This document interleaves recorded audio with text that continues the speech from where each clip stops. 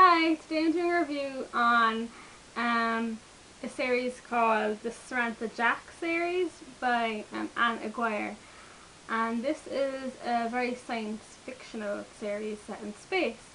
It feels like it's inspired by Firefly to me because there's like a ship with a crew and like scary creatures, roaming around in space everyone's terrified of. Like the Reapers in Firefly, except they're called Turas in this, and they're like giant scary bat-like creatures.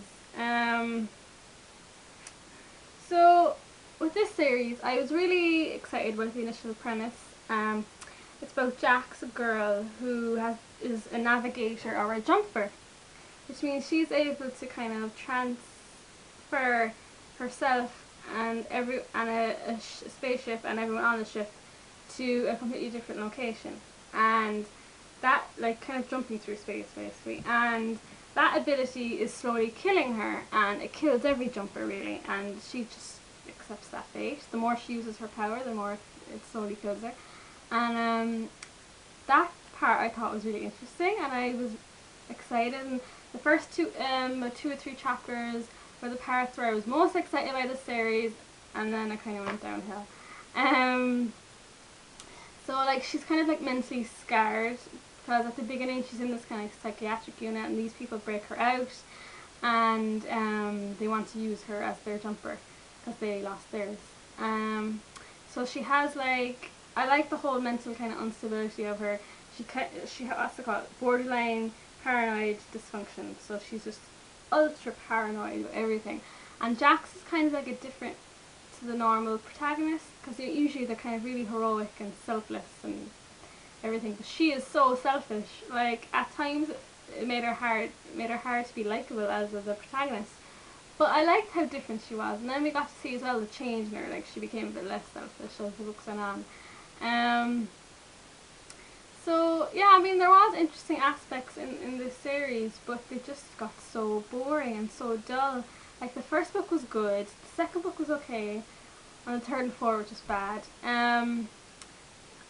Like, I was surprised that a book that was so full of like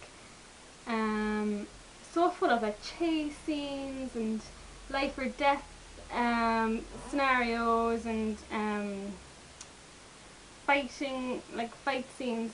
I was surprised a series that has all this could be so dull and boring. I couldn't wait for the third book to finish, just for finishing, read the fourth one and find out how it all ends. The third one was definitely the worst. Like, it was just so boring.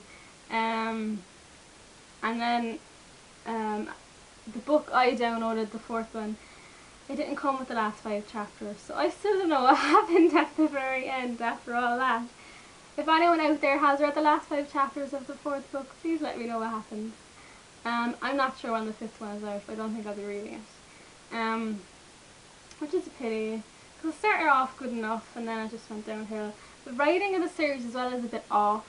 Like, the author, like, there's lots of implausibility with their characters. Like, the character might say something that I'd be like, that doesn't fit with the character, or realistically they wouldn't get that close that fast. And yeah, the pace of their relationships is a bit too unrealistic, and the characters kind of say things that they shouldn't say based on the character that the author created.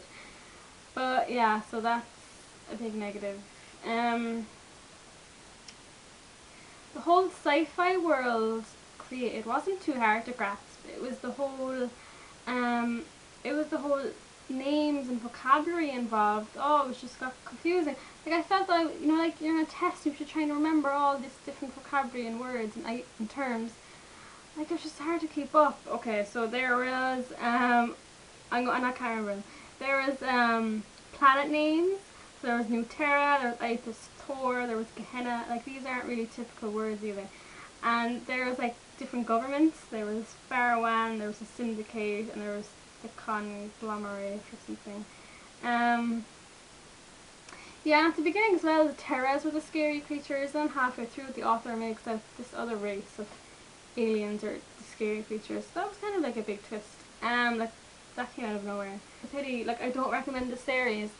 Maybe read the first book, because the first book was okay, except for the little minor negatives with the writing. But the other books are not worth the read. And I mean, it's pity, because there's not a lot of kind of science fictional novels out there, not as much as like the fantasy ones. So like I was hoping it would be good, but it just wasn't great.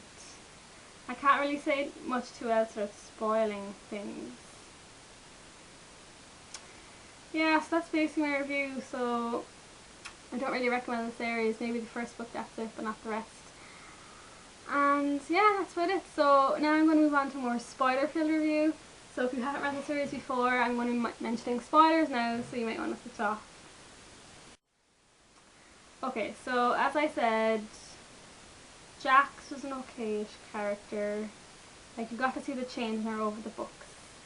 I thought her and March at the beginning were quite cute. Although I do feel that their relationship went a bit fast. Like, he said, "I'll always be there for you." Yeah, "I'll always be there for you."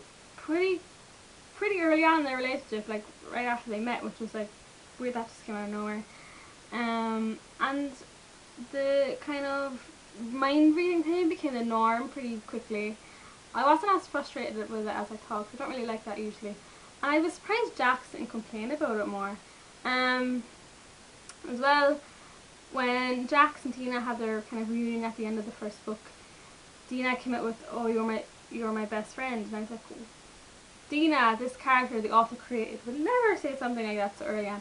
Like, that would have been more appropriate in the fourth book, not the first book. So that just bugged me too. Like, it just seemed implausible. I felt JL, that character, he was really intriguing, and I thought he would have been a good character to develop as a love interest for Jax. I thought it would go that way, but it was just totally ruined then. Like, they ruined his likable qualities and his potential, making him a traitor, and like then like, he was just one of the bad guys, and I was disappointed the author chose to do that. Bailiff, he's a good character. I like him. I'm not sure what to think about him as a love interest, but I like him as a friend. As I said, like the Morgoth, isn't that what they're called? The Morgoth thing kind of came out of nowhere as being the big galactic danger. I thought the Terra sounded more terrifying. So yeah, I don't know where that came from. But anyway, doesn't matter. That's basically my review. It's mostly negative, unfortunately, but the series just was like, it lacked spark, had no cohesive flow, and it just lost itself in the plot. So yeah, it wouldn't be my favourite series. Let me know what you think if you have read it before. And that's my review. So thank you very much for watching, and tune in to my next one.